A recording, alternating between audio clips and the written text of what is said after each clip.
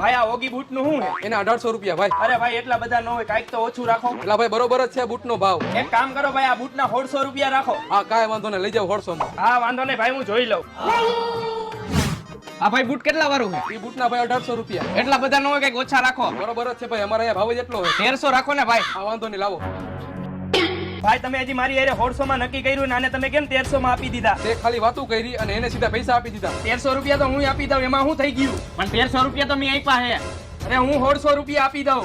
તો આલ્યો ભાઈ મારા 2000 લાવો, બૂટ કરો પેક. આલ્યો ભાઈ હું 2000 રૂપિયા આપી દઉં, બૂટ તો હું જ લઈ જાય. હા લાવો 2000. હારું હાલો, તો હું બીજા ગોતી લઉં.